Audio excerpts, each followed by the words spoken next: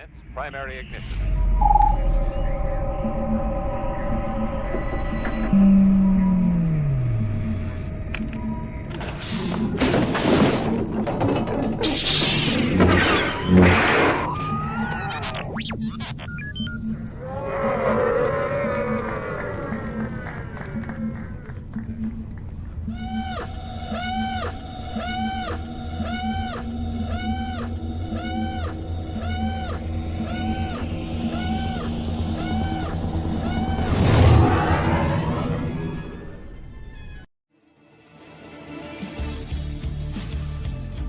Hello there, it's Obi-Wan Kenobi. You're watching the Virtual Cantina Network. Ooh.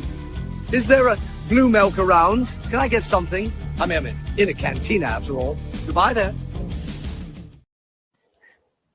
Love the way he dips. That is pretty good. Bye now. That'll be our new catchphrase. Hi, everyone, or I should say hello there. Welcome to a very special VCN special presentation with a variety of hosts from across the network, where we're going to be talking about our favorite moments from Star Wars in 2024 and doing a little look ahead to what we're most excited about in 2025. Welcome, everyone. Let's do some quick intros for anyone who might be catching this video as their first ever intro to the network. I'm going to start with AJ down in the bottom corner. Tell us your name and what show you host on our network.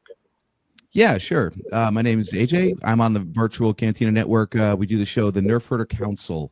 It's me and my brother. It's a general interest Star Wars podcast, but also we do some occasional Marvel or like we just did favorite Christmas movies. So mostly Star Wars, but sometimes some general pop culture stuff. We always have the live chat going on. Sometimes we bring people on screen. So yeah, it's the rougher edges of the scruffy end of the Star Wars galaxy. So anybody talk some Star Wars with us, we're always game. Nice. I like that. It's scruffy. When is your show on? We are every other Wednesday opposite Daughters of the Galaxy. Excellent. All right, Mike, you are up. Yeah, hi everybody. I'm Mike, and I host the Jedi Archives. We review comics with my co-hosts Jonathan and Brice, and that's on every first and third Sunday of the month. We also host the after show whenever there are new shows. That's also with Brice and Jonathan. And the after shows are what days? Oh, that's on Fridays, midnight. Currently Skeleton Crew. Yes, Yeah, right now Skeleton Crew. But we also did Bad Batch and what was the most recent one? Ahsoka. Acolyte. Any new shows? Excellent. All right, Gio, you're up. Thank you. Hey everyone, I'm Gio. I am part of the Unifying Force crew with my co-hosts Kat and Dave, who are here with me today. And our show is the second and fourth Sunday of the month. We've been going since the early days of the Virtual Cantina, and we feel very privileged to have had this kind of consistency going forward. Our show discusses Star Wars in like a deep sense. We like to go into like the themes, the mythology, the history of what inspired George Lucas and inspires all the creators that are now part of his galaxy. And we like to talk more broadly about pop culture as well and things that are Star Wars adjacent, whether it's in film, TV, gaming, or the wider world. Excellent. Kat, you're up next. Yeah, I'm the co-host of Unifying Force, which has been on since May 2021. That show got started because of conversations that Gio and I would have during the live chats of the watch-alongs on Thursday nights, and the founders of the group were generous enough to give us a show, and it's been great. And then Dave joined us later on. We live stream every second and fourth Sunday of the month at 8 a.m. And yeah, we've aside from all the philosophy deep stuff, we also talk about all sorts of things now. Like we just did a lengthy breakdown of the Superman trailer this morning along with Skeleton Crew. So yeah, we talk about all kinds of things and have fun, and starting to get viewer engagement on the show live, which is great. So yeah, on there. Excellent. Congrats on going live. It is a different experience than the pre-record, that's for sure. And I am not going to engage on the Superman trailer discussion, especially with Dave sitting right next to me. So we'll come back to that. Gonna reach out of frame and slap you. All right, Brice, you are next. Hi, everybody. I'm Brice. I am co-host of the Jedi Archives and the current after shows, Skeleton Crew, and we'll continue to do that in the future. I also obviously a moderator of the group here. Just recently brought my Facebook group, Star Wars Comic Book Club, under the Virtual Cantina umbrella as of a couple months ago, which is huge. I also run the X Twitter account, and I have moved my personal stuff over to Blue Sky, the Virtual Cantina through Blue Sky as well. Oh wow! All right, you're doing too much. But that being said, you're also our comics expert of the channel. You and Mike, right? Yes, and probably the video game experts too. And we'll get into that in a little bit. Yes, we do have a video game to discuss from 24. All right, Spencer, is there anyone who does not know what you do for the network? I would say I have questions. I have questions. I would probably say, hi, I'm Spencer. I am the director of shenanigans here at the Virtual Cantina Network. That sums up quite a bit. And we are, trucking along. Very excited about where we're going with the VCN. You can find me typically on the Thursday night watch-alongs and the occasional news desk and whatever else is needed as we go. But very excited where we've been. 24 and 25 is going to be even bigger. So glad to be here. Yeah, we're looking forward to all your plans for 25. And you can most often find Spencer in the Facebook group, of course. There's about 70,000 members. He posts multiple times a day and steers the ship, as we say. All right, Jeff, you're up next. He probably posts 70,000 times a day. At least. I was going to say he's should be CSO, Chief Shenanigans Officer, but I like that. You better patent that. Yeah, new show. So I'm Or he does.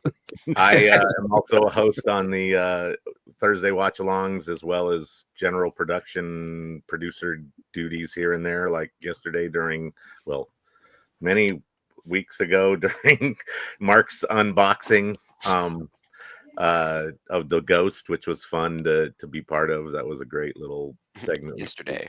Yeah, threw up on the fly, and so I'll be floating around doing graphics along with Dave, and just kind of keeping the page and the videos looking good and organized, etc.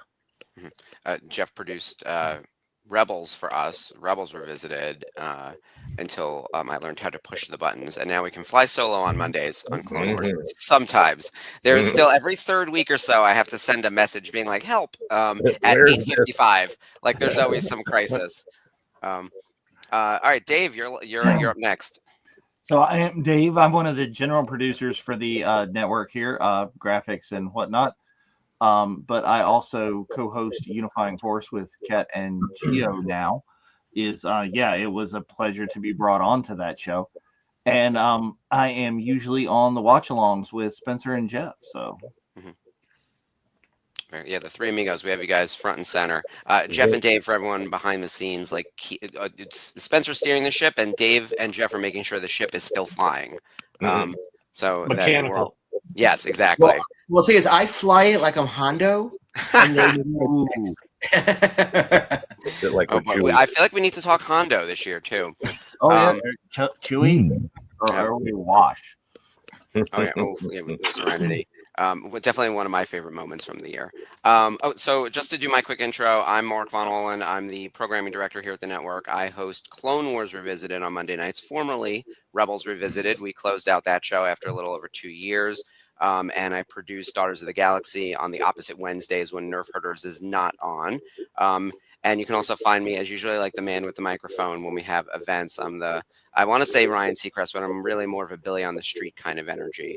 So looking forward to the next one where I can accost some celebrities. So look for me every Monday on the hot seat with all of the great guests we got to meet on the vacation, which we're also going to talk about on today's channel. Okay. All right. So 2024, what a year. And I can't believe it's over. Can't believe it all happened. A lot happened in Star Wars. But what I wanted to do, we weren't going to go chronologically through the list of things, but it was a busy year for content. We had Bad Batch, we had Visions, we had Jedi, Tales of the Empire. We're now in Skeleton Crew. So there's a lot to talk about. So I wanted to get from everyone here, what was your favorite project from 2024, and what did you love most going on in Star Wars? It could be off the network as well, and why did you love it? And we're going to start with AJ. We're going to circle back around and then go from AJ to Mike, same order that we did intros. 2024. This might be recency bias, but I think Skeleton Crew has been such a breath of fresh air. Mhm. I just love this show so much, and we weren't shy on our show. The Acolyte just didn't hit for us, especially for me. My brother enjoyed it more than I did, but I was really getting concerned about this idea of like, if they don't attach it to the Skywalker saga, can it be any good? And to have Skeleton Crew be just come along and not only be like sequel era, but also completely unattached and be just fantastic. I can't wait for where the series is going. So yeah, far and away, it's got to be Skeleton Crew for me. Awesome. I have a lot of questions about that show, a lot of conspiracy theories. So, but I'm loving it. Who else loves Skeleton Crew? Let's just do that real quick. Who or is loving Skeleton Crew? I'm Are we all in. all in unanimous? Kat, I'm looking at you. No, fair. All right, fair. Also, one of the things I will say on this channel, we usually stay in a positivity kind of mind frame. It doesn't mean we don't critique or criticize or give our honest opinions on things we don't like. But we're not monetizers of disgust. There are people who put up all those videos. We hate this, click, click, click. Not how we roll over here. So we're going to talk about the things we liked, and we're off to a good start with Skeleton Crew. Mike, what was your top project for 2024? Gosh, my top project for 2024, I've got to go with Star Wars Outlaws. I do like video games. I'm not a super gamer, but that game had me up until like 2, 3 a.m. because I just could not stop playing. And I just kept playing until I finished it all. And after I finished it, I was kind of sad because it was over. But I really did like all the different options and all the different side games, and even my little pet Nix had his own little games he could play, and it was a lot of fun. So Star Wars Outlaws for the win for me. Excellent. I'm glad to hear it because I feel like Jedi Survivor and Jedi Fallen Order got so much attention, and then Outlaws not as much. So I'm glad that gaming is still doing well for Lucasfilm. You know what? It's so different from. I love Jedi Survivor and Jedi Outlaws, but this is, Survivor and Fallen Order. Fallen Order, Survivor. But it's so different. It's a different type of game. So I really enjoyed it. Great. Gio, what was your favorite project of the year? Well, I think overall, I'd also say Skeleton Crew so far seems to be the most inspiring and kind of heartwarming Star Wars project of the year. It has the obvious nostalgic pull, but it genuinely feels very cinematic and a genuine labor of love from everyone who's been involved. And I felt like you could sense that even from the trailer and the early footage. Obviously, we have a ways to go still, so hopefully there's some consistency as we go into the new year and continue on and finish the season. But I'd also, I think Lucasfilm Animation deserves a shout out with wrapping up the Bad Batch and bringing us Tales of the Empire. Yeah. I think Tales of the Empire is slept on a lot, but it added some really good nuance to some of the characters we'd seen over these other animation projects coming back into the big screen. And I hope it gives, Dave Filoni and the gang impetus to continue the Tales of series in the future. It's a really straightforward format, and it feels like a no-brainer to keep creating stories in that kind of ilk. And I'd love to see more Tales of the Jedi, Tales of the Sith, more Tales of the Empire. They're kind of inspired by these EU books, like Tales from Jabba's Palace, Tales of the Bounty Hunters. There's so many. And in the New Republic setting, you could genuinely just keep producing great little stories. And then on a personal level, I think I do enjoy gaming too. I haven't come to Outlaws yet. My to-play pile is almost as big as my to-read pile. But I managed to finally sit down and play through Jedi Fallen Order. I know it's from 2018. But it was on the PS5, so slightly upscaled, and it was a phenomenal experience. If anyone hasn't played it yet, I couldn't recommend it more. Excellent. I'm so glad you shouted out animation, because that is where I live, and I also really enjoyed Tales of the Empire. and Bad Batch. Excellent. Yeah. All right, Kat, what do you got? Well, I haven't started Outlaws yet, but I did snag a copy on Black Friday for a good deal, and I take it that would be great. But for actual official Star Wars projects, I'd say Tales of the Empire. Granted, that's animated, but for the longest time, I've advocated them doing like a anthology show to help fill in these little gaps or build out the universe. And I thought that, like, same with Tales of the Jedi, hit and miss, but and Tales of the Empire, I'd love to see a Tales of the Sith and build out that whole thing. And I think that's really great. And animation's a good field for it. I would love to see that transition to live action someday. But as official project, I would say Tales of the Empire. That was pretty good. Yep, I loved it. I'm a Barris Offie stan, as I think everyone on this channel knows. So I was like, more. All right, Brice, what was your choice for project of the year? It's like a 1A, 1B for me, between Skeleton Crew and Outlaws. I'm a diehard gamer, and we can get into the game when we're ready to get into the game because there's a lot to talk about there. Skeleton Crew, kind of like what Adam's saying, it's just every episode I have absolutely loved it, and every episode has progressed the story in such a really cool and unique way that it might then be my most anticipated project for 2025, since that's where it ends. Oh, clever. It's just so joyful, right? Like I'm just feeling people just like feeling the feel on this. It's all vibes. And like I feel like the whole fandom feel like even the haters can't find something, which is nice. Like Exactly. I like to see them struggle. That's been really fun, is to actually peek in on their channels and go, yeah, this is a really cool show. I'm like, oh, okay, cool. I haven't seen anything yet where the biggest roast I've seen is, oh, just wait, it'll fall off the wheels soon. That's right. It's not terrible yet. Just you wait, they'll wreck it. Look, fair play. But as of right now, I'm glad that everyone is enjoying it. All right, Spencer, what is your favorite Star Wars project from 24? I'm going to be more micro as far as my choice. I'm actually going to say episode 5 from The Acolyte, where the stranger went completely ham and finally gave us a Jedi shish kebab and turned Jackie into Swiss cheese. That was like, I literally sat there like, they went there. Holy crap. That episode to me was like, that was everything. Like, that was everything I wanted to see.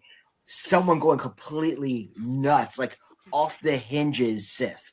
And to me, that was just like, don't get me wrong, I love Skeleton Crew. And it gave me the feels. It's giving me the feels of my childhood, and picking up certain things. And I'm like, okay, yeah, that came from there. And it is Ryan Aries, picking up on it on Stream Crush.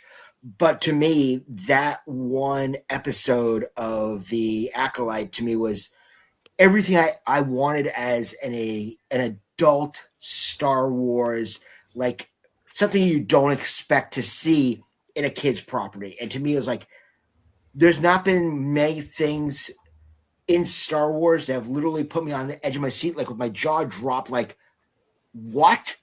Like, maybe, back in the day, people were saying that about, Vader being Luke's father. But to me, having seen everything else, it's kind of, this is the one thing I was like, you barely saw any real violence during Order 66. Yeah, you got some people shot, slashed on the lightsaber, but such raw brutality that was just completely.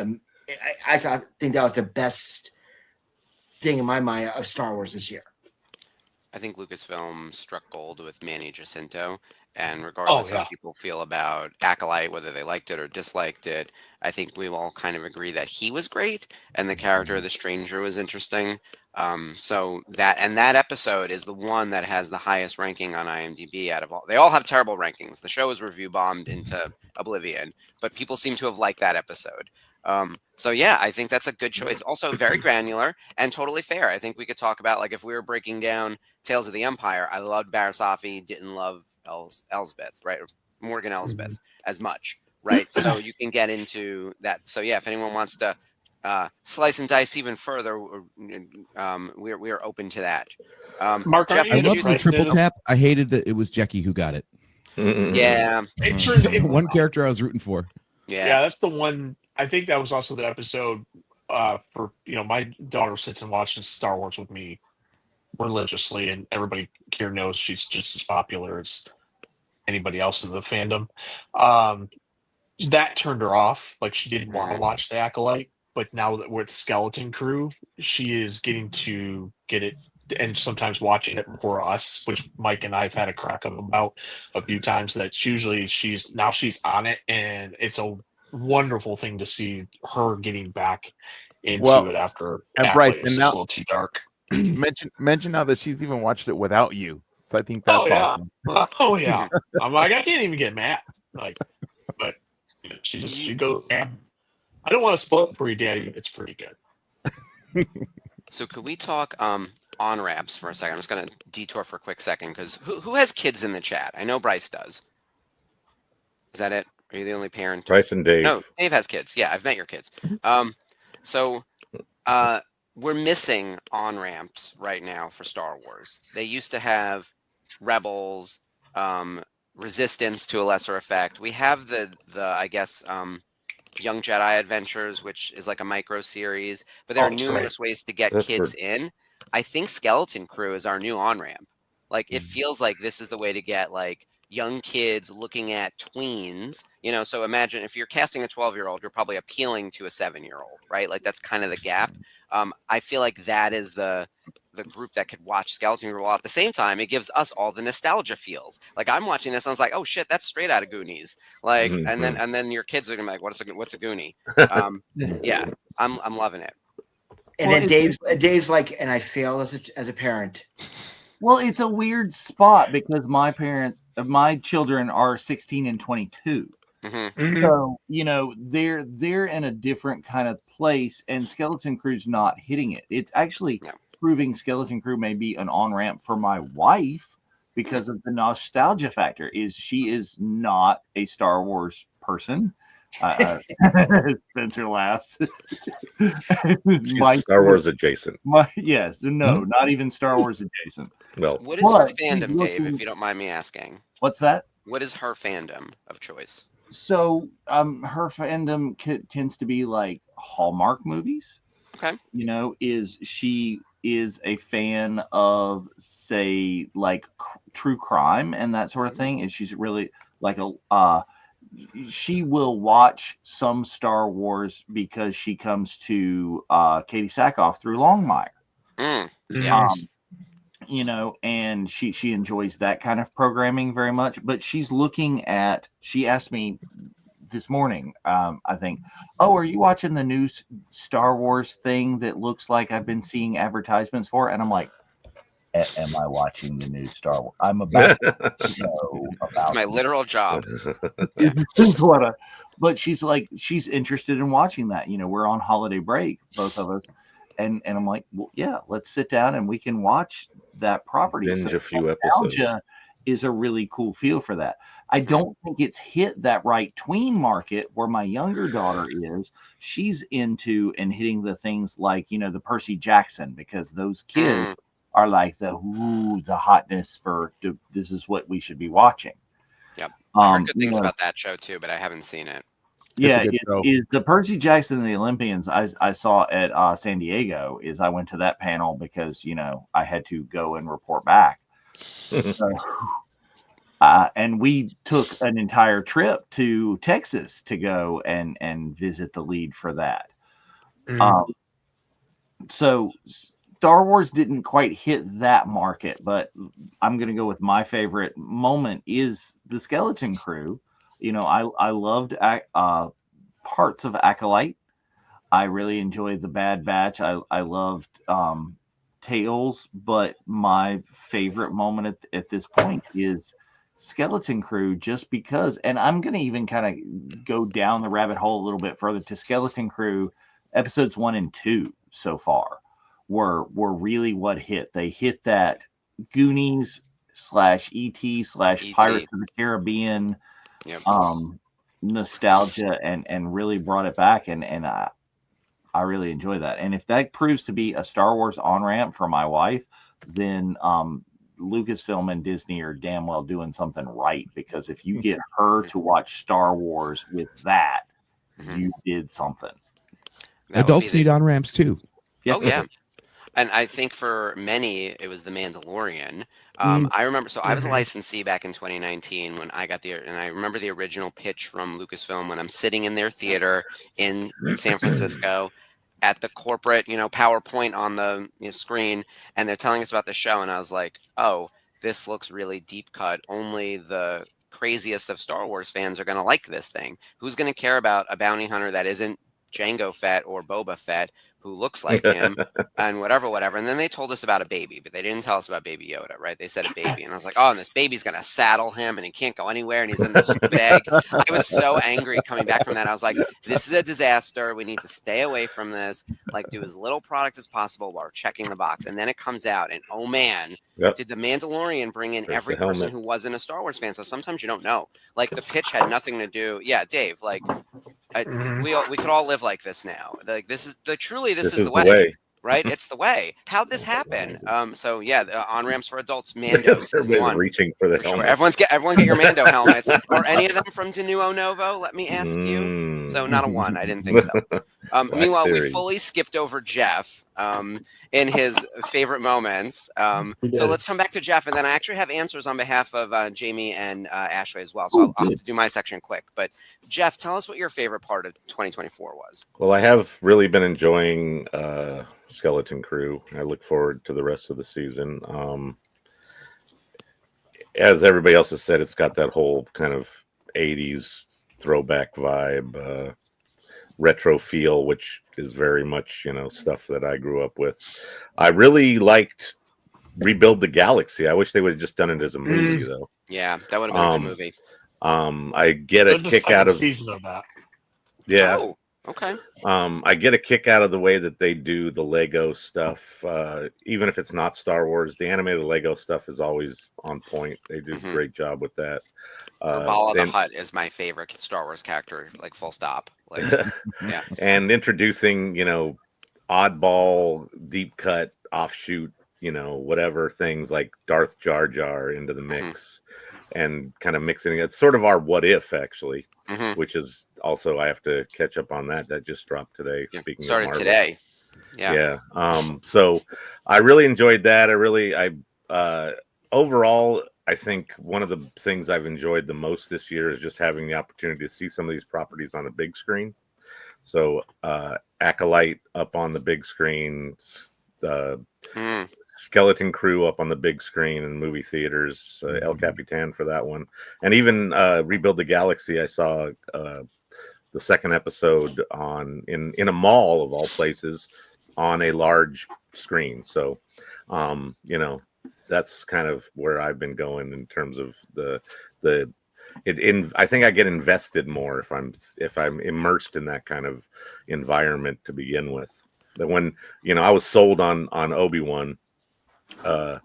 When that dropped at Celebration, and rewatching it on my own TV, it didn't give me the same vibe, but I still enjoyed it. But that was years ago, so we're not talking about that. But the idea of being able to get immersed into a few episodes, sort of in a cinematic environment, I really like. Plus, there's something about a shared experience. Yeah, that too. With everybody else in the room, that the feeling of everybody there enjoying it together.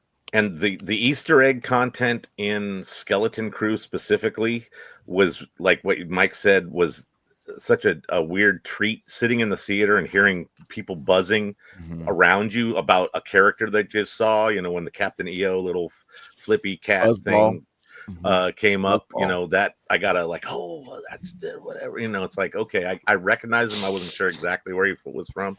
Teak was kind of fun. Also, I happened to be sitting a few rows away from the people that created and manipulated the Teak character in Skeleton Crew, which was another thing, was being able to sort of interface with them and talk about it after we watched the episode was really cool. And if you want to hear Jeff's opinion, a smaller market. Is a lot of you guys are in really large market areas, and you get to go see it in the theaters. the closest showing for that for me would be a 5-hour drive away in Washington, D.C. Oof. Yeah. I was complaining about 40 minutes. I'm in New York City, and we get most of the stuff, but not everything, weirdly. I did get to see the premiere of Agatha All Along in a theater, but I haven't done any Star Wars in theaters. And this brings up a bigger question, because I remember at one point they were like, Star Wars isn't special anymore because there's so much content and it's not always in theaters. Do we want to is Star Wars a theatrical brand? And when it's not theatrical, not working for a lot of people, like, and by the way, I feel like that's a unifying force episode waiting to happen. You're welcome. And I feel like you've talked about this already in prior shows, but like Star Wars has this kind of special flair to it where people want to go enjoy it on a big screen, see the big battles, feel it together in an audience. We are a community. And TV doesn't quite do that for you, especially when it's dropped at 3 a.m. I'm glad now, at least with like Skeleton Crew, we can all tune in together, like at like a reasonable hour. Appointment TV is really what I love about it. Yeah, having that whole thing where you have to be, you don't have to be, but ideally you want to be there to catch it right when it drops. And well, you know, I think you do have to be because Spencer will text you questions. I'm watching. I'm on a 5-minute delay. Yeah, I'm on a 5-minute delay, and I'm like, shut up. High alert. I also want to point out. I want to point out that if you want to hear Jeff's opinion of Obi-Wan Kenobi, please go back to Virtual Cantina Network to the Year in Review 2022. There you go. Cheap plug.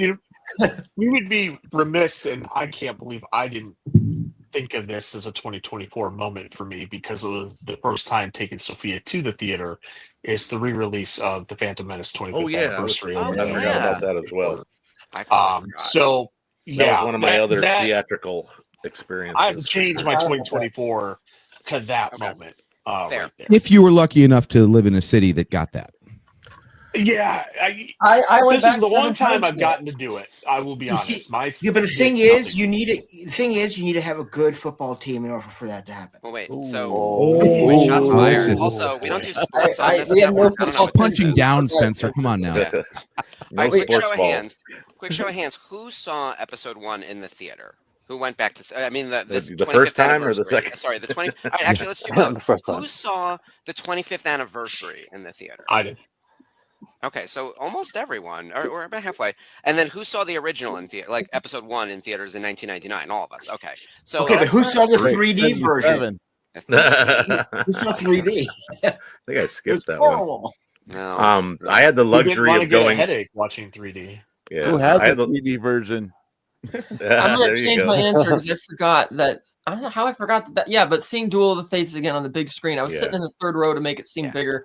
And that operatic music with that huge shot and the whole with all the I'm like, that is the most gorgeous thing I've seen on a big screen this year. Like that's my new number one. I'm so glad you mentioned the music because there's wasn't there a John Williams orchestra situation with Star Wars recently? Has anyone gone to any of those events? There seems to be more and more of these like live scoring of movies. I know they just did Lord of the Rings. There's been a few others. Like I feel like that's gotta hit, right? Has anyone on here been to any of these? Yes. That was an annual tradition for me and my brother, actually. We saw the Cleveland Orchestra did A New Hope and Empire Strikes Back. And then, 2020 happened, so they didn't. And then we found that 4 hours south of us in Cincinnati, their orchestra did Return of the Jedi and then Force Awakens and Last Jedi, but they did not finish the saga. Oh, no. I have not been able to find Rise of Skywalker in concert. Good luck. Meanwhile, I'm looking at the time. AJ has a ticking clock, so I want to pivot real quick and get AJ's top pick for 25 before we fare him well off to his next event, and then I will come back to finish 24 for the girls. AJ, what are you most looking forward to next year in Star Wars? For me, it's no brainer, hands down, Andor season 2. Season 1 was fantastic. I also love that they're slowing down the pace of releases, so we get to kind of stew on, and we're getting quality over quantity. So Andor is going to have its time to shine. I feel like it was a sleeper hit, really, for the first season because a lot of people had low expectations. They weren't really that into the character, so they didn't know what to expect. This time, pressure's on because everybody loves the show and is familiar with the character now. So let's see if they can stick the landing. I don't know if 12 episodes is enough time to cover 4 years of history for them, but we're going to get all the good highlights and hits and stuff. And I'm sure there's going to be I love the thing I love about Rogue One so much was seeing the original trilogy in like glorious 2016 high definition. I can't wait to see more of the A New Hope galaxy in true 2025 high definition. It's going to be glorious. I agree. can't wait to see more of Yavin 4 and whatever else we end up getting. It's going to be incredible, I'm sure. That's my number one as well, just to spoil it. And I feel like a lot of people are looking forward to Andor. All right, thank you for sharing that. And I know you have to dip. Anything you want to send us off with as we head into 2025? Just a couple of quick plugs. Make sure you follow us on Blue Sky and X or Twitter. We're at NHC Podcast on both. Again, we stream every other Wednesday on the Virtual Cantina Network, so go ahead and tune in for that. And we will see you guys later on in 2025 here. Excellent. Thanks, AJ. Thanks so much, guys. AJ. Thanks for joining us, man. Hey, AJ. I'm going to fill in real quick for Ashley and Jamie on their tops from 24. I'll give you mine real quick. Jamie's was The Acolyte. She was the outlier of the group as a High Republic stan. She loved that show. She also understood like where the faults were and where the problems were, but like very much sort of waved past that because of the world more than anything else. And of course, she loves Amandla. And fell in love with Manny Jacinto, I think the way all of us did, and just wanted more from that space. Also, she talked extensively on Daughters of the Galaxy, and then also offline with me and Ashley about just the hatred that the High Republic has dealt with as a subsection of this fandom and how they haven't really had their due, and they've kept their own community pretty tight from the rest of like the ecosphere of Star Wars. And then when this happened with Acolyte and it got review bombed and all the other like the racism and the misogyny and everything, it was just like such a punch to the gut. So it became like, all right, hold on to all things Acolyte as best we can as a group. And so I commend her and everyone else who's in the fandom for that, because the show had a lot of good ideas. It just didn't, it didn't hit for me. I didn't really like it, but I understand why there's such a vocal group of people trying to protect that show, given like the unfair treatment it received from the broader fandom. So I get it. Ashley, her top property, and I don't think this will surprise anyone, especially if you were at Rhode Island Comic-Con with us, was Bad Batch. The girl literally broke down into tears after meeting Michelle Ang, and she has spoken openly about that. That wasn't something she was hiding. It was a really emotional moment for her. She loved the Bad Batch. She convinced me to stick with the Bad Batch. I'm an animation proponent in every way, and I did not enjoy season 1. I called it homework. And then as season 2 hit, she was like, please stay with me on this. Like, and we watched and we talked, and I like fell in love with Bad Batch again. And by season 3, I was on the edge of my seat. So for me, that almost strong. It really did. They stuck the landing in a way that I did not expect, because it started really badly. And then I think it ended really well. But Ashley loved the Bad Batch and has talked about it extensively on Rebels Revisited and Clone Wars Revisited and on Daughters of the Galaxy. So she really enjoyed that show, and of course everything at Rhode Island Comic-Con. For me, I'm going to go a little off book, because I thought all of the projects were good in their own ways, and we've talked about everything on the list we pulled together. My personal highlight for the year, other than the fact that the Ghost landed minutes ago, and I'll show you guys the physical Ghost. For me, I made the family vacation happen by the skin of my teeth.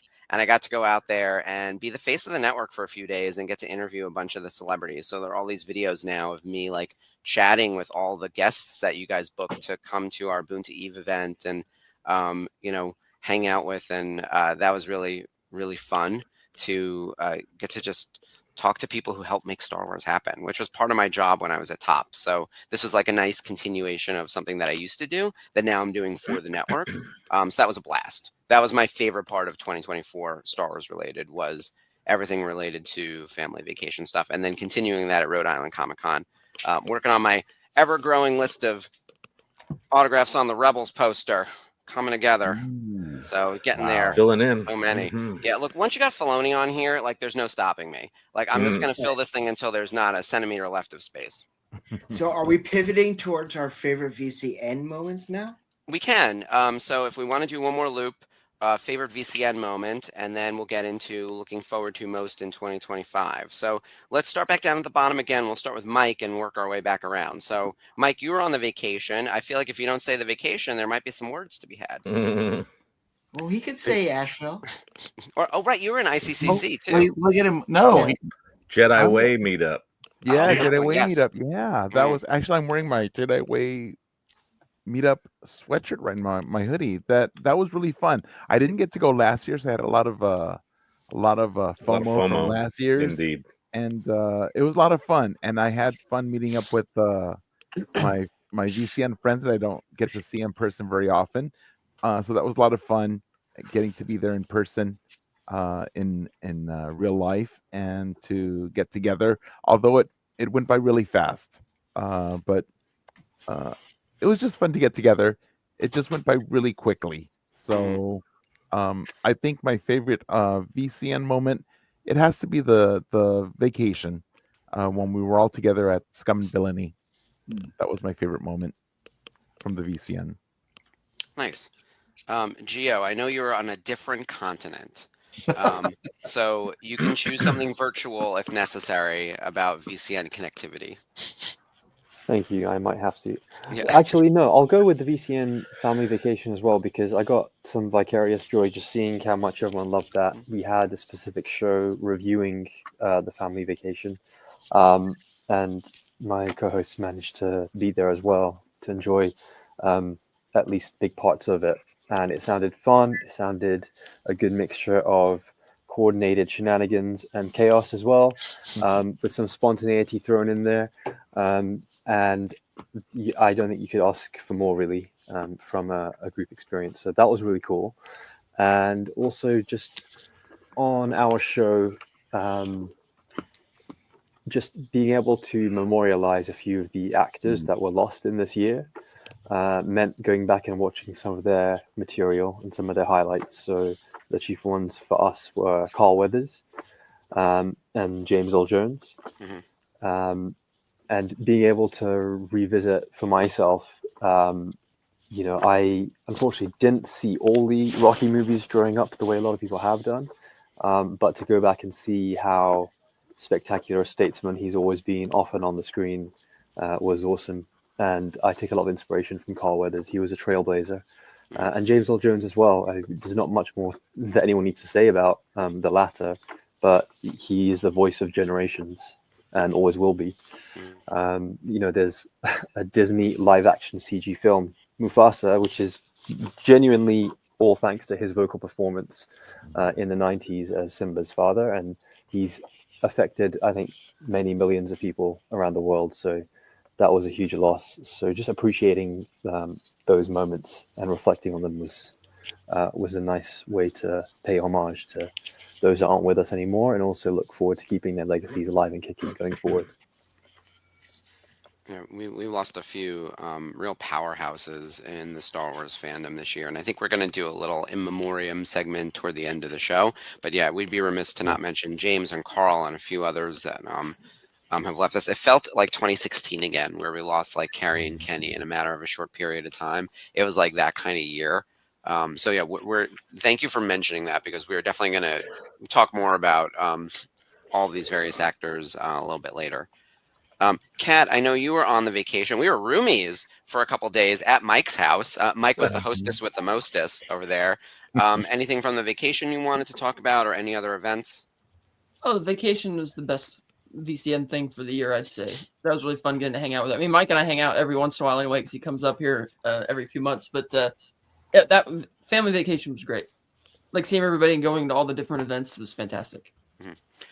There was a moment I was sort of in and out of consciousness because I was sleeping on the couch. It was like 6 a.m. and all I hear on the corner of my ear is like, download the Atomic Clock app. I was like, what the hell is happening? They were your reservation. They were trying to get reservations for the Haunted Mansion with the Christmas overlay, and tickets went on sale, or I guess the reservations went, whatever, at exactly 6. And so we found out Kat's watch was either 1 second ahead or 1 second behind. I don't remember. But I'm hearing all of this, and I'm like, I went to bed like 4 hours ago. What the fuck is going on? Why are we up this early? And is the 1 second going to really derail us? And let me tell you. Oh, it did. Yeah, like it was a Can. whole kerfuffle. Well, But yes, we fixed it because when we found out my watch is a second off, we got the Atomic Clock website because it was 7 o'clock because we needed to get the registration. Yep. It was really funny when you Yeah. woke up like, what Atomic I was what? like, what's going on?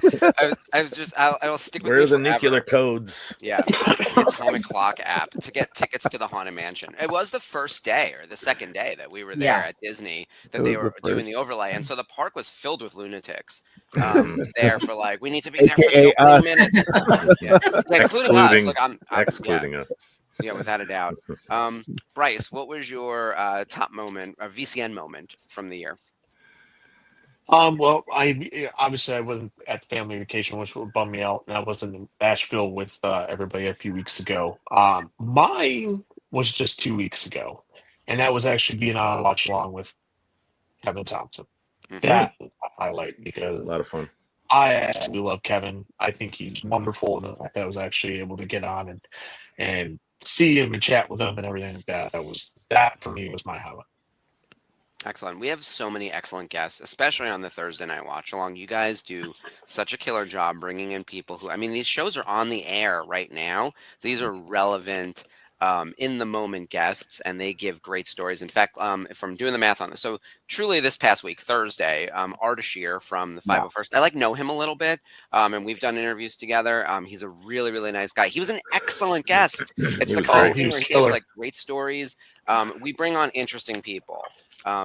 And yeah, I always tell people, I was like, don't sleep on these watch-alongs. You might not know some of their names sometimes, because sometimes the behind-the-scenes people don't get the same visibility as the on-screen actors. They have sometimes the better stories. Like I would say, Chris Bartlett has all the best stories. Like he's the one to watch. Mm-hmm. Ardashir was to the point where, like, even like he was like, "What happened to the episode?" Or we're like, "Oh, what episode?" Like, Right, exactly. afterwards, like, we could have gone hours Mhm. talking to that guy, and we want Yeah. to in the future. Yeah. That episode is absolutely incredible. And He, if don't sleep on going back the episode on the 26th from 26th of December with John Goodson, who is the father of the Onyx Cinder. So John is a great knowledge base when it comes to model making and behind the scenes stuff. I'm hoping I get that Lego for Christmas. That's the only thing I asked for. Cool. Nice. Spencer, did you have anything interesting happen in the VCN event space? No, this year sucked. Like, Yeah. I would agree with you, Spencer. Yeah, no. Honestly, the family vacation was next level. And so many things that we had planned and things that we wanted to get planned and things that happened just spur of the moment made it such an incredible event. I mean, I can pinpoint certain things that have happened, throughout the time, even start pre-con at San Diego Comic-Con with Mark and I heading over there and then, cruising the floor, getting cursed out by some stupid Mandalorians. The meetup was fantastic at San Diego Comic-Con. It was a huge meetup. Going into family vacation, I mean, I would say my favorite part of Skull and Villainy was introducing the Xeonos to the point where that even the 501st had both Nelson and Chris on together on their podathon for the holidays, which was actually really cool. Watching the end of Revenge of the Sith with Aiden Barton, actually sitting there watching it with him, that was like really cool. And he says he doesn't really watch the movies at all. So I was pretty stoked about that. Did he recognize himself? Yeah, he said, Disney was always, Disney's always great. The Great Saber meetup was fantastic. Really fun behind the scenes meetup in San Francisco. But, obviously the surprise of that no one knew of Lauren Peterson showing up at 3210. How's that happen? But ending the trip the way that I had always envisioned it was a family portrait in front of the Yoda fountain at Lucasfilm. If we could edit it at the lightsaber meetup, I would have been okay. But ending that at Lucasfilm outside with all of us in front of the Yoda fountain, to me, that's picturesque. So But I would be remiss to say that no matter what we did, the kudos of the trip go to the people who made it look damn good. And I will say that to Jeff and Dave, hands down. They're the MVPs of the network, of the family vacation. Everything we do, you might think that it's, MacGyvered, but these two guys make us look a lot better than we deserve to be in that trip. Ardashir and Mark's unboxing were very MacGyvered. Yeah.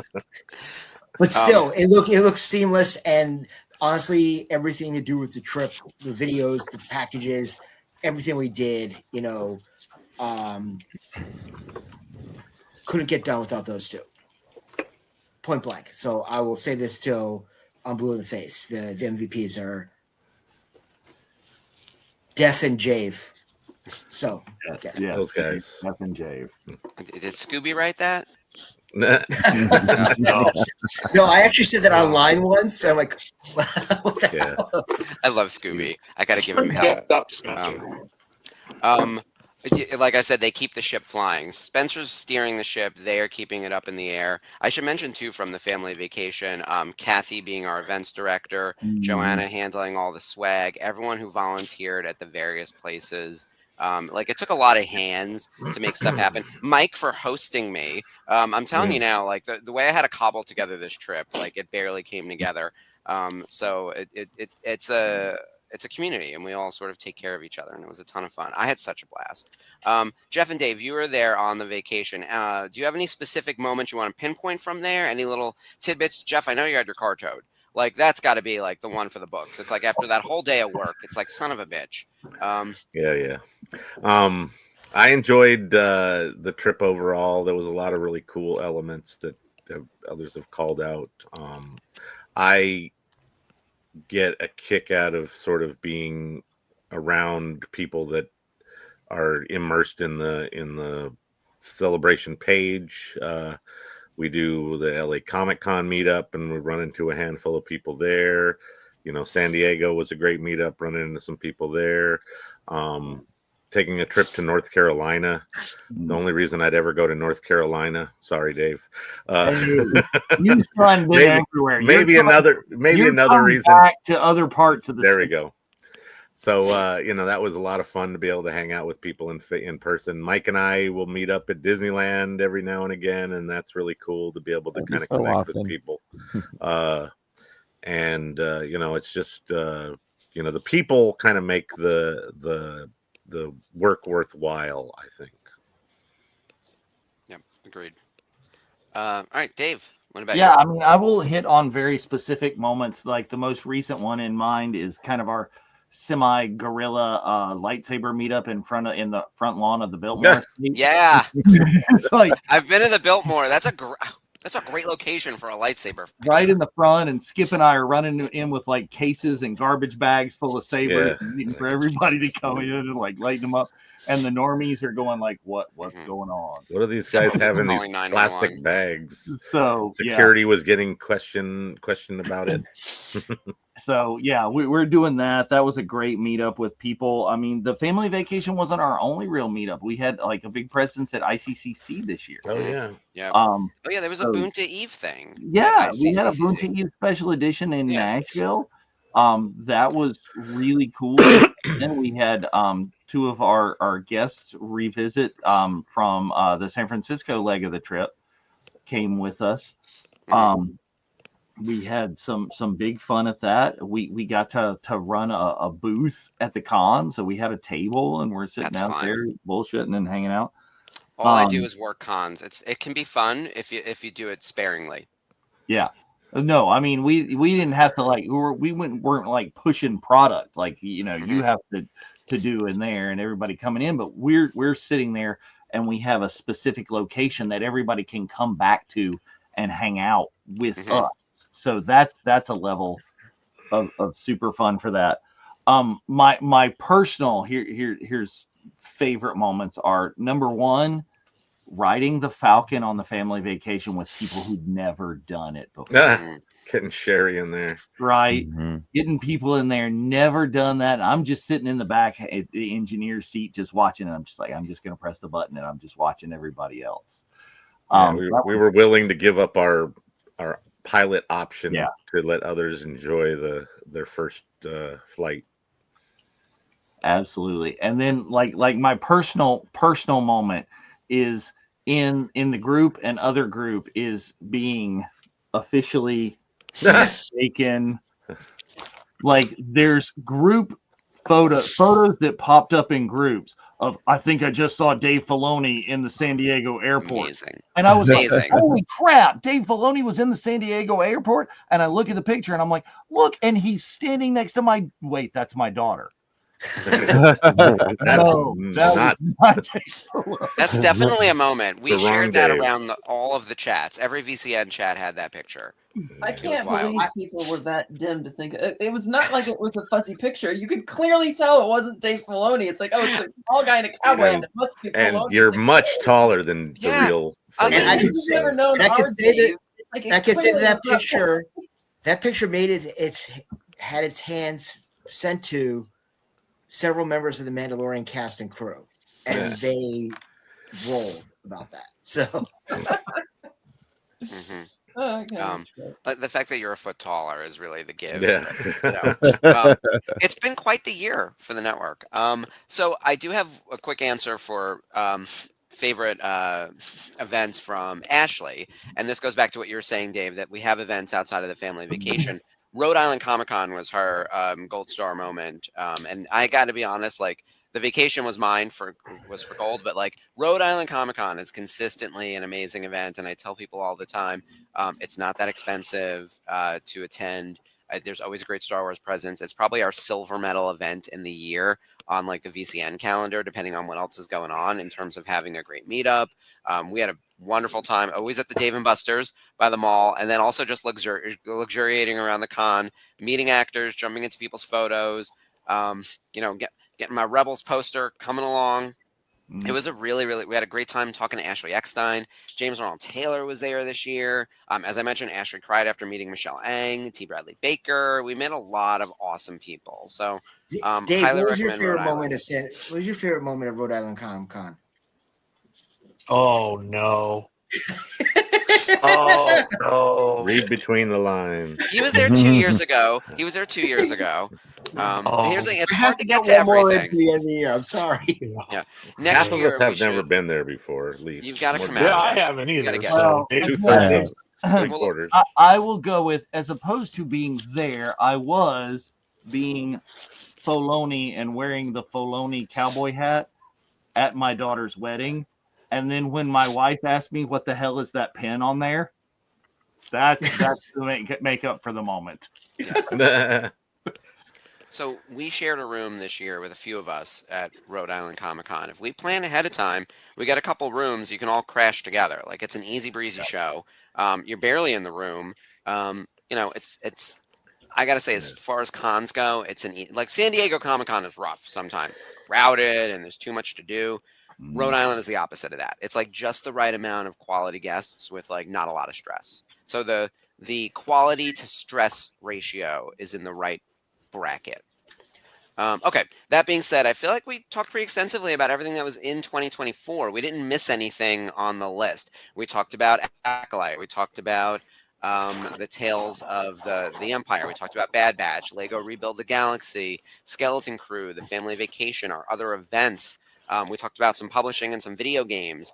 I feel like it's time to turn the page to 2025.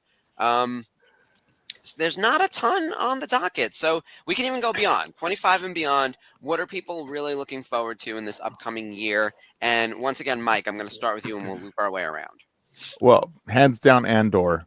I'm really looking forward to that because I loved Andor. I think that's my favorite thing of all to come out of Disney Star Wars. Andor was like top writing, top acting. Yep. I'm really looking forward to that to close it out. And one thing we didn't bring up a lot was I'm a High Republic fan, big time fan of the books and comics and all of it. And it's going to close out in 2025. It's going to finish through the comics and the writing and the books And I just finished Tempest Breaker, which was the second audiobook. So we had the it was really good. Tempest So, Runner was the yeah. first one. Tempest Runner, right? Thank you, Brice. Tempest Runner was the first one, and then Tempest Breaker closed it out. And the story arcs for these characters in the High Republic are really good because they start out as like they're like villains, but then really not. So these characters are like they're not just one dimensional. So they're really interesting characters. And even in the comics. So these writers write them at the beginning and they save them and bring them back up later. So they're not just like throwaway characters. And I really appreciate that. Unless it's you know, who is it that kills off all his characters? Is it Kevin? Oh, Well, it's Gavin. unless it's like when you're reading or listening to the first 20 minutes of Dawn of the Jedi, it's like everybody's gone. I know. Well, that's Kevin Scott kills everyone off, but no, the other one's. Oh, you mean Light of the Jedi? Light of the Jedi. Yeah. Yeah. But yeah, Andor for sure. I'm looking forward to that. Well, I'm glad you mentioned the publishing stuff too, because it's a little bit of a blind spot for me. But because I'm very close with Jamie, she fills me in on what's going on in High Republic, and it is its own kind of ecosystem. And I do wish there was a way in which the more casual Star Wars fan can get into it. I feel like people are overwhelmed by publishing. You know, they need to see a TV show or they need to see a movie. I wish there were a visual media for High Republic era, because Acolyte wasn't even High Republic. It was set like less than 100 years before Episode 1. That's not High Republic. It had the flavor after, right? And it's in between both. Yeah. So what Phase 3 is leading up to, as far as the literature goes, Phase 3 is leading up to the Acolyte, and I think we're going to get a couple books that aren't really High Republic but more Acolyte focused too, to bridge the gap. That makes sense. I feel like that's where they'll continue that story, probably. For sure. Yeah, and those are in 2025. Yeah. Good. All right, excellent. Gio, what are you looking forward to most in 2025? It's going to sound repetitive, but Andor, come on. Season 2, Season 1 was sublime in every sense of the word. Just to see Star Wars looking the way it did on film again, even though it was a TV series, after the kind of, difficult production issues and rescheduling and reshoots and the COVID pandemic, all sorts of things that were potential reasons why the earlier Star Wars Disney Plus shows weren't hitting off so well.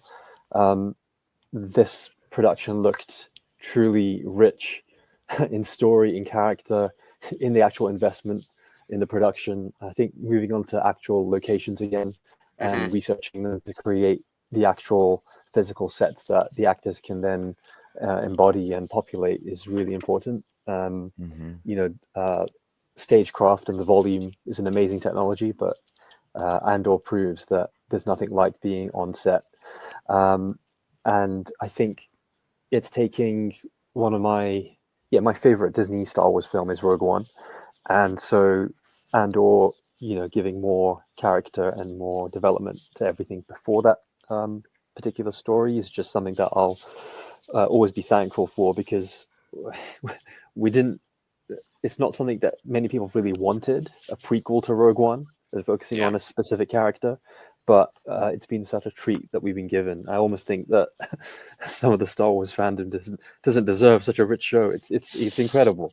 And that's talking about the more toxic and negative people that there are online, the review bombers and whatnot that we like to steer clear of here. But there's nothing beyond Andor Season 2 that could really top 2025 for me. Maybe we'll get something exciting that's concrete at Celebration, but that's uncertain at this point. I'm glad Visions is coming back. That to me is another easy win. And initially I was a little disappointed that it was going back to pure anime houses in Japan, but it's because it's 2025 Celebration in Japan, so it makes sense. And I hope it's not the last we'll see of Visions. Again, with Tales of and Visions, you could keep spinning these stories out for a long time. And I hope Lucasfilm take that and go forward with it. Excellent. Kat, what's your top choice for 2025? Andor Season 2. I think that show fires on all cylinders.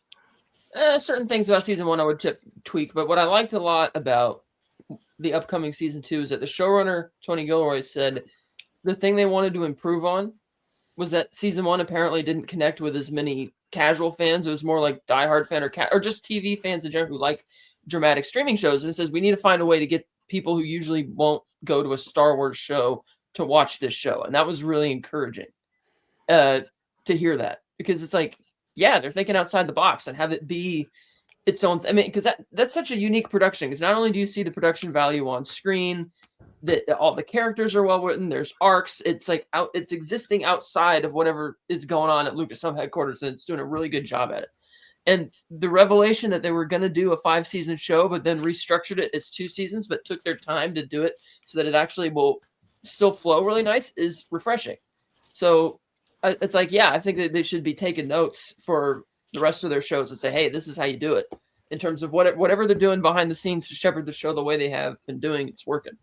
Yeah, I agree. I think that the best writing, and certainly, as Gio mentioned, the on-set or on-location filming makes it feel like its own thing. Yeah, and I'm you still can see the dollars on screen. Without a doubt. Like, Reportedly, it was a $250 million show for season 1, and around that, like getting rather high after they finished. But you could see the value there. It's like, okay, yeah, this looks like a show.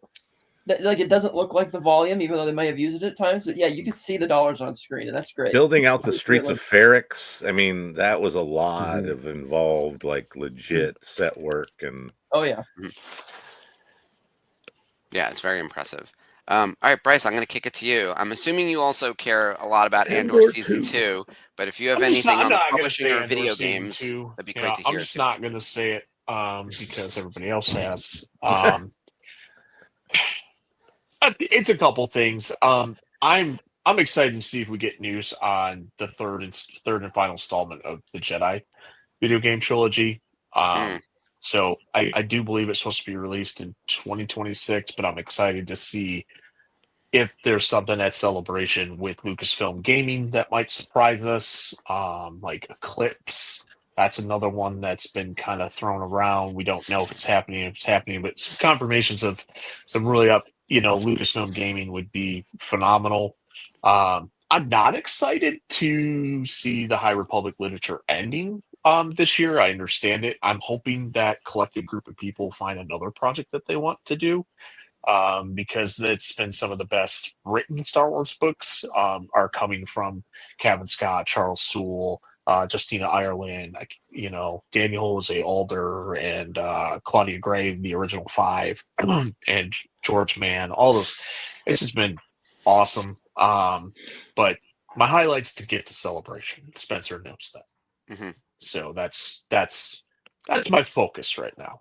Yep, totally fair. I think outside of content, people are probably most excited about Celebration and what could possibly happen out at that show, whether it's announcements or surprise appearances, who's signing autographs. I mean, Diego Luna was recently announced, and while it didn't say in writing he will have autographs and photo ops available, it certainly made it seem like it. They don't usually just announce who the PR guests are who will be doing a panel.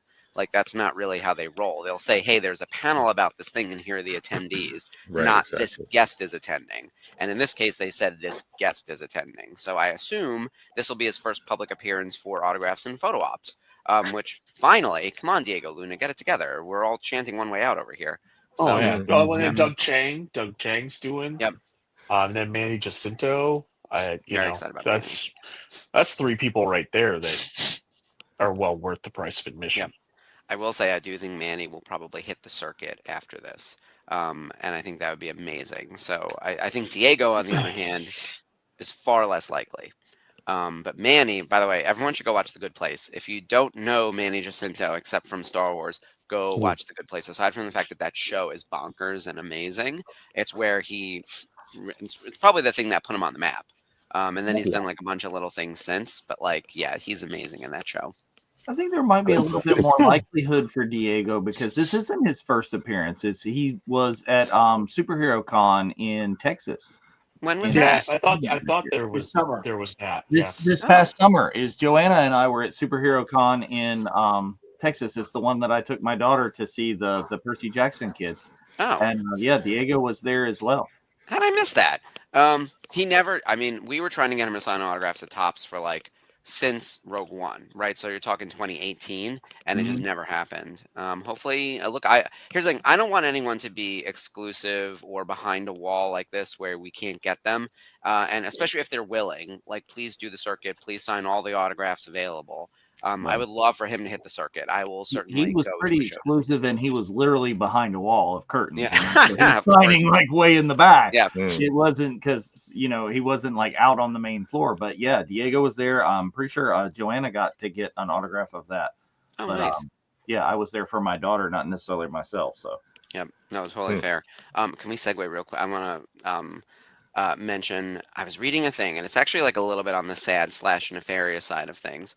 The way streaming has evolved over the last 10 years, 5 to 10 years, and the way actors' contracts have become written, a lot of actors who are in successful projects that land on streaming as opposed to mainline TV don't get the same residuals and payments that actors from 10, 15 years ago used to. So there's this big, and at the same time, there's been an uptick in like popular actors doing the convention circuit to sign autographs and whatever else, partially because the stigma has gone away. Like, it used to be that you would go do Comic-Cons when you were no longer relevant. Yeah, It's like, oh, you used end to of be famous. career. Yeah, you used to be famous. Welcome to our show. Sign the thing that we know you from 10 years ago. And now it's like, hey, you're famous in the moment. In some cases, it's because they're famous in the moment, but they're not necessarily paid for being famous. And one of the good examples of this was the cast of Orange is the New Black was like the #1 show on Netflix, and several of those people still had part-time jobs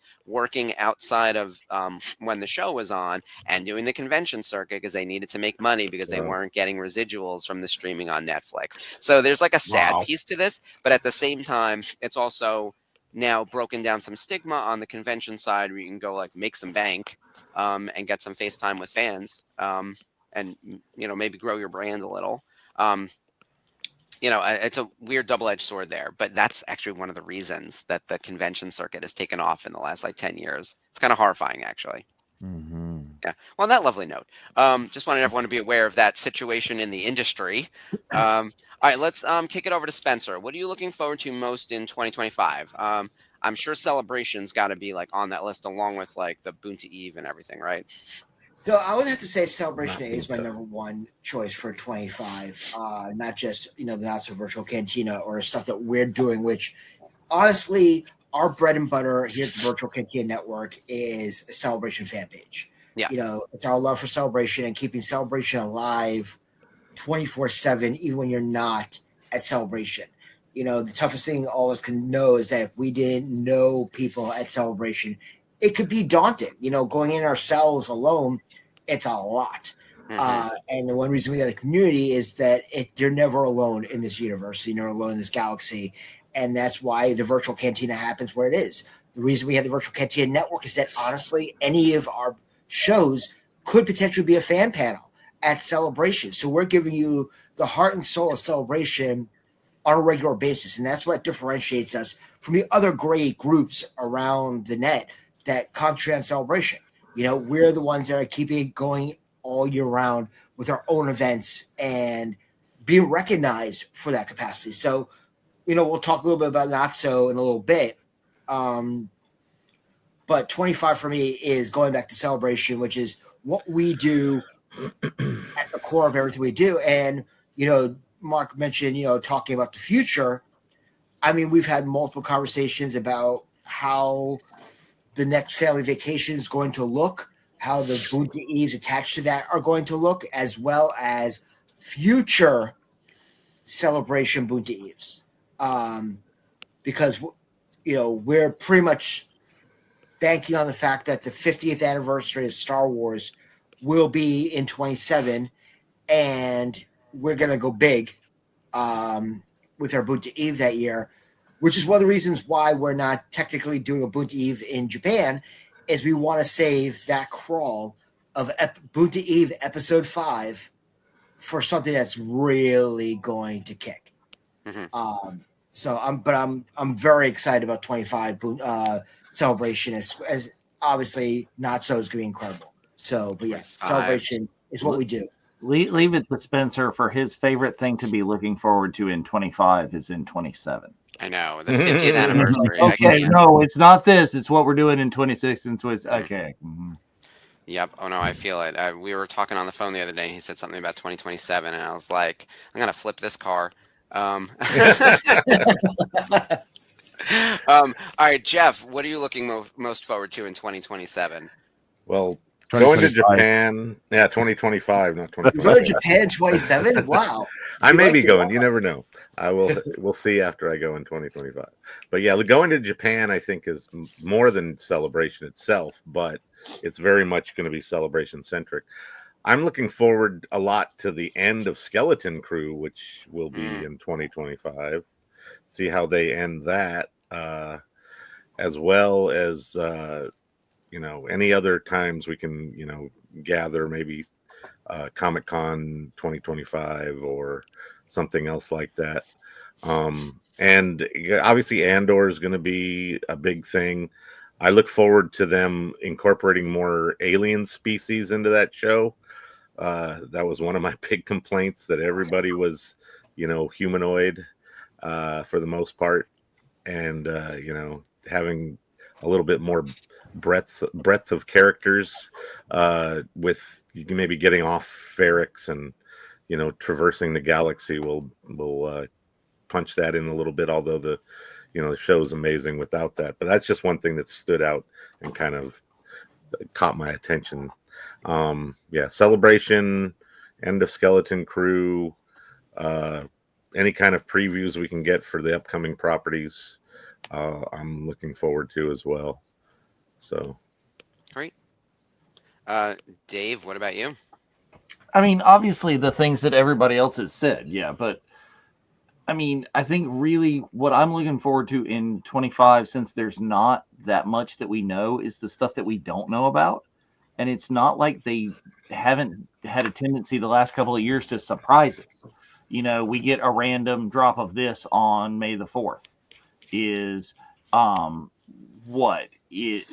some of the shows just came out like out of nowhere, left field. We got Tales, and we were like, what the hell? When did this come out? When we got Vision Season 2 the year before in 23, we were like, that just dropped in our laps, and we're like, wow. And I do think that potentially whoever being in charge, be it Disney, be it Lucasfilm, be it both, is looking to give us some things that are unusual and out there. Like we were talking about, we're getting Diego Luna at Celebration. We're getting Mads Mikkelsen at Celebration. This is new stuff. Manny Jacinto, I would not have called in a million years after the way the Acolyte went. I mean, yes, he is the man with it, but and then you mean the handsome menace over there? Yeah, the thing is the way the Acolyte was received in general, but they're still sticking with Manny, and they're giving us Doug Chang actually like at a table signing and photo opping and whatever, instead of just his usual deal, which is just kind of roaming the floor, and the people who recognize him, and the people that don't. Right. I mean, I think they're really trying to give us some cool fan stuff, and I'm looking forward to seeing some more cool fan stuff. And what are they going to give us? I like the surprises when they happen, for sure. Well, I think we're definitely going to get a couple for sure. They have to be. The calendar is so light, and I was looking at the Marvel calendar. That's what I'm looking down on my phone over here. I was trying to find that thing that I screenshotted 3 days ago. Marvel has Your Friendly Neighborhood Spider-Man in January, Captain America Brave New World in February, Daredevil Born Again in March, Thunderbolts in May. There's also a Lilo Stitch movie mixed in there in like May or June. Fantastic Four in July, Eyes of Wakanda in August, Marvel Zombies in October, and then Wonder Man in December. And that's just the stuff we know about that is confirmed with dates. And I don't know if any of that's going to slip. Certainly Blade's not on the calendar anymore, and we can joke about that until the end of time. But 25 for Marvel is like a good mix of some theatricals, some TV, and then Star Wars. I think we're aligned on Andor Season 2 as being the thing, because it's the only thing. It's good, but also there's nothing else. Like, where's all the Star Wars content? Is that concerning? Or do we think that we've now resettled into a place where this is the right amount of content, and then we'll see a movie in 2026? I think we're gonna get something, whether it's a Tales of the Sith or the way they left Rebuild the Galaxy off. There's no way they don't finish that story. Like, you can't introduce Lando as a Mandalorian and not do something with it. Yeah, agreed. So believe that there's going to be another season of that. And from a production standpoint, I don't know how long it would take to kind of do something that's a little bit more boxy and simplistic as far as animation goes. But I really think we're going to get something past Andor to finish 2025. That's the other thing with, like Mark said, is all those properties can come out of nowhere and sort of fill in the gaps, whereas the other stuff, they seem to really want to announce production and who's in it and whatever. But the other things are a little more low key when it comes to like a Visions or a Tales of or a Lego thing. Because Mando and Grogu is not supposed to be till middle of 2026. Right. It's like a May 4th. Yeah. Probably May. Aren't we getting the third season of Visions this year? Yes. Or next year, 2025? Yep. Visions is this year. Yep. Visions season 3. The suspicion is a Tales of season 3. And then I think Brice said a new Rebuild the Galaxy Lego thing Hopefully. as well. Right. Yeah, I think they'll do it. I really do. Andor's the only thing that, other than Vision season 3, that's like truly confirmed, and then of course all the publishing, and that's why it's not a huge. But here's the thing: Celebration will probably announce other stuff, including stuff in the calendar year. With that in mind, I'm going to just throw in real quick what I know from Ashley and Jamie. Jamie is similar to Brice, like very excited about the remaining publishing coming from High Republic, but sad that it is ending, but excited that all of those authors that you just listed, those core 5, Charles Schul and everyone else, to continue working in that space. And I think she has some high hopes as to what's going to happen there as well. And then I know that Ashley loves Andor as well, but is really hoping for an animation project. So where she's pushing for a Tales of season 3. I would love it for it to be Sith or bounty hunters or whatever, but Tales of anyone. I don't care. Give me more Tales of the Jedi. Give me other weird Jedi. Who knew we were going to love Yaddle? Like, out of nowhere. Like, did Yaddle become everyone's favorite Jedi like 2 years ago for a hot minute? Like, that's fun when that stuff happens. They need to do a deep dive. They need to do a deep dive on that Clone Wars Jedi Shah Agi. I don't know if that is, dude. You're 7 layers removed from. He looks Shaggy. like Shaggy. He's Shaggy. From Clone Wars, Scooby-Doo, yeah. Yeah. From Yeah, Scooby-Doo. gotcha. Augie. And we still need backstory for Bale and Skull. Like, Oh my! I need to go way more with him. My only wish for 25 is that we do get some continuation of. I don't know when Ahsoka season 2 is happening, but we have to go to Mortis. And I need an explanation as to what is actually going on with the character of Ahsoka and the connection to the daughter and what Bale Skull was searching for, which I assume is Mortis and the gateway to heaven, essentially, right? Like, his quest was well above our pay grade. Like, some people are out questing, looking for things, and he's like, I'm going to go yell at God. Like, it's such a different scale. So I want that story, and that's the thing that I will put into the universe, whether it be 25 or 26 or whenever. I thought they were going to start filming March, April 2025 for Ahsoka? Yeah, so they're starting right around Celebration time. So that's why people are saying, will anybody show up at Celebration? Which, they might fly everybody over for, a day or two and they're starting for. Yeah, but that'd be really who knows? stupid. I think they're filming right it over there, though, this time, Spencer. So they're filming in London next year. Yes, they're moving entire production over to there. But, who knows? I mean, honestly, if Bale and Skull is going to go yell at God, I mean, Dave, this sounds like the storyline of Undiscovered Country. So, It's the trick. This does say Star Wars 2024. God just happens to live on Mount Fuji. Yeah. Yes, exactly. Have we heard any news on the casting front for that? I haven't heard anything. Here's the thing. I don't think they're going to recast him. I think if anything, they can fill animated in property, or just work around it. I don't know why. Schreiber would be my vote. Commonplace that you recast people rather than recast. Story. Just recast. I agree. Yeah, I prefer the recast. Well, it's like, for example, look how much Marvel shot themselves in the foot by not recasting Black Panther. It's like there goes that whole thing, and it's like that sequel is kind of a mess. And it's like they used to recast. The same thing with the de-aging. Everybody wants to get into de-aging technology now. It's like, people were perfectly fine when you just cast a younger actor to play the role. Like, it wasn't a big deal. So it's like, Yep. I mean, yeah, you recast it. Like, if you have, assuming they had a very good story to tell that was already written for him, then yeah, recast the role. Yeah. I agree. And Brice, you said Liv Schreiber. Leave Schreiber. Yeah. I I think like that. from an appearance standpoint, he can be stoic. That would just, no one's going to replace Ray. Let's be honest. But if he had embodied to, that role. that would. Oh God, he was my favorite character. Yeah, same. I mean, but they're called actors for a good. reason. So if you can get a good actor They can to play a up. part. I think Shreve could, or Lee Schreiber could do it. I really do. Could play Yeah. Shreve Palpatine. I know. I There you go. totally I pulled was Spencer. thinking maybe Graham McTavish would be a good choice too. I'm open to. Here's the thing. I'm open to. I want his story continued, and I am. I'm sort of open to the various ways in which they could do it, but I agree that we need to get away from de-aging, especially when it looks shitty, and we need to get away from the technology replacing the actors, just as a full stop, right? Recast the actor and give us the continued story. We'll all roll with it. It'll be jarring for 30 seconds, and then we'll be just into it. Yeah. So, all right. With that, I think we've covered a lot. Oh, I didn't give you my favorite. I'm most looking forward to.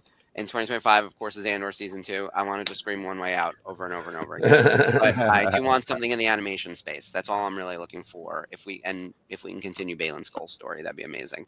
All right, we are nearing the end of our time, but we did want to get into a couple of things. First off, we mentioned this a little bit earlier in the episode. The members of the Star Wars community that we lost this year.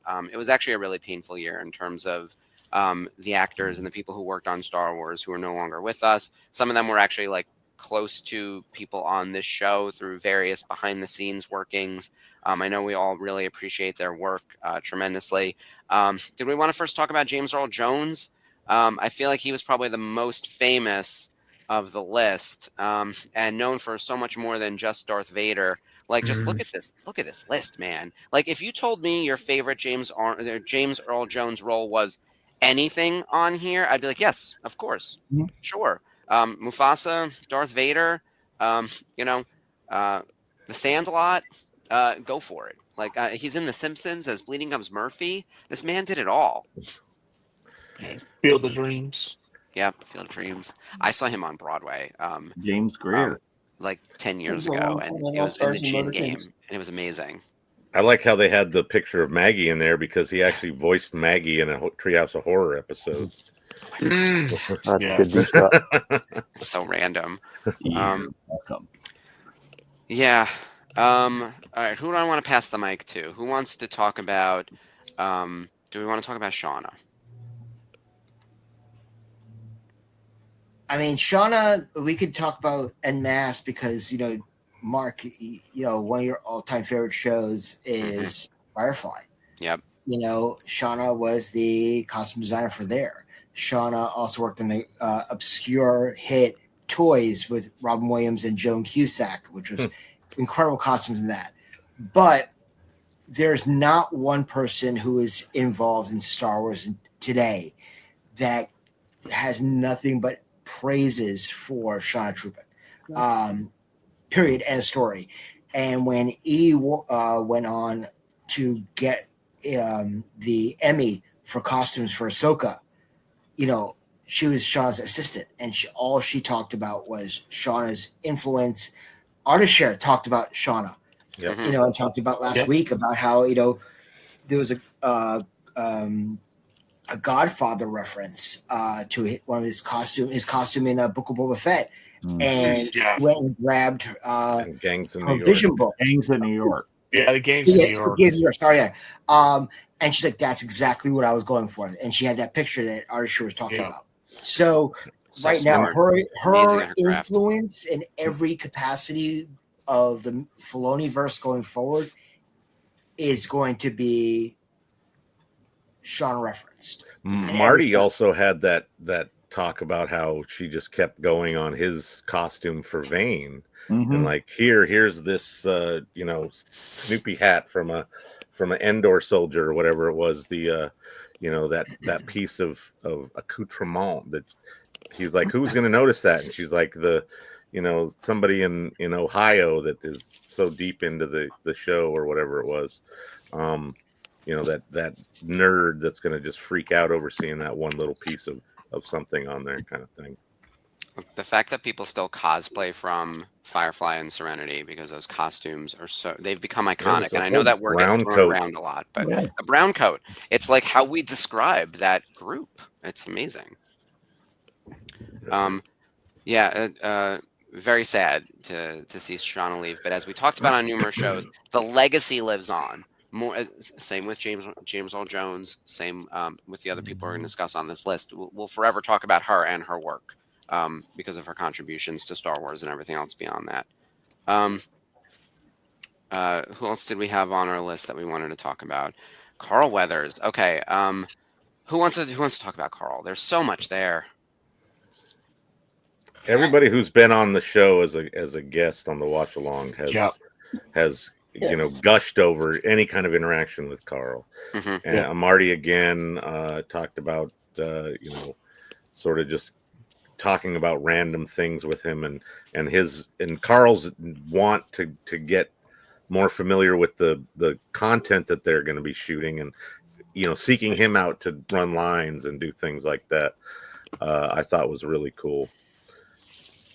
Chris, Bartlett's story about Carl Weathers, about the fact that when he was doing the scene with Copper, Carl wanted to rehearse the scenes without Chris's helmet on to get the character down and the relationship between Copper and Karga. And Chris talked about that. It was a masterclass. Yeah, and if you want to go and look at some of the things that I researched when Carl died, finding out how much we didn't know about him, that it was kind of backwards, as you assume that he's this athlete or this jock that got into acting after his career ended. But if you look at who he was and what kind of things he was interested in, is he was kind of a drama nerd that got into football to get him to college to be more of a drama nerd. It's like that was kind of the way that went down. Yeah, Carl was amazing. That was a real loss. Yeah, like we said, it's some heavy hitters this year. There were a few others. Spencer, there were a few people you wanted to discuss as well. Yeah, so I want to mention, obviously we had some great artists that we lost this year, but there's one in particular person that affected behind the scenes in Star Wars was Marcus Doring. Marcus was very much involved in not only 501st aspects. He was the creator of the running of the prisoners at Star Wars Celebration. He showed up at our Natso in Anaheim as well as Bunta London. Very much, when we talk about, people who are core around the 501st, and, we're very close with Justin Sonnenfeld, who is the chief SO of the CEO of the 501st. But Marcus's name was very prominent, and he was always very much involved with whoever did anything involved in Star Wars in the fandom worldwide. And I just want to do this. Like, if you are suffering in any capacity with mental health issues or anything of that nature, reach out to anybody for help. Suicide is not something to be trifled with in any sort of capacity, and his influence trickled down the entire. Thank you very much for putting that up there. Dial 988 from wherever you are to get help. It affected a virtual cantina by proxy. So please get help. And at the next celebration, I'm hoping that his wife, Lisa, joins. I know she's friends with a lot of our Florida people like Toddy and Notman and Mark, and goes down there. And she was supposed to show up at Boonton Nashville because we're down there. And she couldn't bring herself to be around the fandom at this particular time, unfortunately, which I completely understand. But please, if not just for Marcus' sake, but for your own sake, we're here. You have friends. You are loved no matter where you are, and you can get through anything you need to. Just ask for help. There's nothing wrong with that. Yeah, I want to reiterate that. We talked a little bit about it on, I think, Rebels Revisited, that all of us have had our mental health struggles, whether it's anxiety or especially post-COVID. I mean, one of the reasons this group actually kind of took off on Tuesday nights with the Zooms and everything, and then the reason we have shows on the network was to find community and understanding during lockdown. Along with our just love for Star Wars, it was a way to help keep each other sane and help each other out as we all went through our various struggles. For me, I think you guys know that I was a licensee starting in 2015, and then I was put on furlough and then let go from Topps, which was like my dream job in 2020. And I really thought I was keeping it personal, but I really felt like I was like, fuck, this whole thing defined my life. Like I was defined by my job. And now that job was like, oh, no, thanks. We have to cut costs because of COVID. And I was like, well, I was so angry and I felt so isolated and I didn't know what I was going to do with myself. Like I didn't feel so hopeless that I ever reached that point, but I felt so depressed. And it took my other friends to help me acknowledge what I have and what was going for me, and that there's still a future ahead. And lots of different people here on this network. It's actually where we started talking about what are you going to do with your downtime. Let's do a little podcast about Rebels, which then became Rebels Revisited, and now it's why I'm sitting here right now doing this with you guys. So there's this beautiful community out there. Yeah, there it is, the business cards we made, which Dave designed, and Jeff, I forget. Both you guys Dave did it. Yeah. I conflate the two only because you guys, like I said, always keep the ship flying. Jave and Def, that's us. Yeah, Jave and Def. But yeah, if you ever need anything, and I'm the one, I'm always on my phone. So if you need anything, send me a message. I'm always around. I'm too online, actually. So, and I mean that truly with love. If anyone just wants to geek out or talk or hang out or whatever, this group is both my hobby and my lifeline at all times. So I think all of us sort of feel similar to that. Cool. Absolutely. All right. Well, and I'll take the last two that we've got there is we've got Greg Hildebrandt and John Cassaday. Both very influential Star Wars artists. And, I, as an art teacher and an artist myself, find it very important that we remember these visual artists from the media down there. Is there's everybody in Star Wars. There's the publishing, there's the big movie franchise and the TV. And then these guys is Greg Hildebrandt made one of the original posters for A New Hope. And, if you argue, I think it was the B poster, right? But look at that and tell me that's not Star Wars. Mm-hmm. That's not what you think of when you think of very iconic. And he and his brother had been doing art for this and that and the other for years and years. If you really want to check it out, I did a UF episode about that in tribute to him. So take that. And then Greg Cassaday is the Star Wars thing that you probably know him most for is Mike, you can help me. Was it the Dark Horse reboot of Star Wars right there? It is issue number 1, that cover you see with Luke in the yellow jacket and Leia and everybody. That's the iconic cover. 2015. Yeah. And that was the Marvel mainline book. Okay, the Marvel mainline book. After it went away to Dark Horse and came back to Marvel. Correct. Yeah. Okay. Yeah. So, but you look at that cover and you think about that cover and you think about how much people have redone that afterwards, is how much that has looked at. And I mean, he was only 52 when he died as well. So it's just everything that makes it that much more tragic. But again, Greg and his legacy will live on through Star Wars and through the media and the things that they helped create. Like we said, this was a tough year, 2024. Reminds me of Kenny and Carrie and what a gut punch that was in 2016. I think we have a lot to look forward to, though, in going into 2025 that we already talked about. There's, aside from the fact that we have, it's only really 1 or 2 TV shows, there's a lot of community and a lot of events, and I'm sure we're going to be at, what is this now? The Neil Nation. Got to support the Neil Nation. Yeah, Come on. we are. I love it. I love something stupid and silly that we can rally behind, because that is why we're here, is like for dumb stuff like that. When I saw the press kit go out for Speaking of Skeleton dumb Crew and there were things that stickers we for can Neil rally Nation, behind, we've got not so virtual cantina to talk about that's happening. Yes, Is that so- what anybody's like look forward to in 25 is? Yeah, I was going to say, like, let's talk about, let's plug what's coming up. So, Spencer, take us through all the big events happening.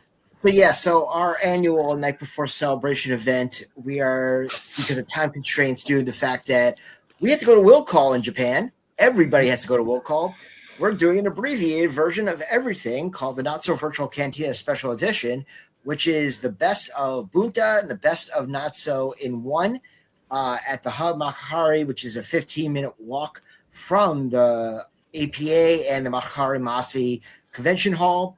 We are going to have karaoke. We're going to have swag. We're going to have meet and greets with various actors and crew members from Star Wars Sabak, brought to you by our sponsors at Hyperspace Props and Shenanigans Abound. Don't forget, at hyperspaceprops.com, use the code NSVC SE for 10% off your entire order, including the brand new Kessel Sabak, which you can get play on Outlaws right now, which is pretty awesome.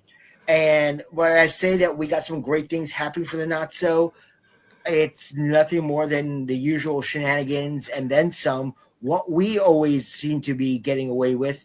As this is airing on the 1st, by the time this airs, I am hoping we are sold out by now. We sold out of our pre-sales of Vacation People less than an hour on the day that we put the first sale out. So we have 100 tickets that went on sale this morning as this is recorded. Broadcasted As it airs. at 9 a.m. Eastern. So hopefully by now we'll be 100% sold out. But I got to say, and I'll keep on reiterating this, FOMO will be had when we start to announce swag items and who we are going to be bringing as our guests. Every year, can I get a ticket? Is everybody selling? Will you open up more tickets? I'm flat out saying no. We are not opening up. We can't physically fit you into the building with the location that we're going to be in. So trust in the VCN is when we say we're going to sell out and you're going to have FOMO, it's going to happen. And you learned your lesson for the next time. That's all I can say, is that we traditionally, without a doubt, we can look at analytics across the network. The one event we are 100% sure we sell out with is our event at Celebration. Yeah, if tickets have not already sold out by the time you are watching this, they just went on sale. So go typey right now. Go. 12 hours. Pause and go. 12 hours in at this point, so if they're not sold out, they're going to be sold out by probably the end of the day. So Get the on fact it. that we, I'm proud of the fact that we are now something on people's radars every celebration, along with the Club Bash. We're listening to that conversation, and to me, there's no higher honor to be known as a official / unofficial event that you need to be at if you're going to Star Wars Celebration. And the more you know.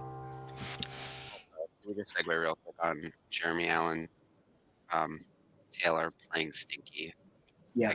Anyway, on that note, I'm going to have to dip out on the rest Yeah. of the show. We're But wrapping ladies and up gentlemen, right thanks now. so much.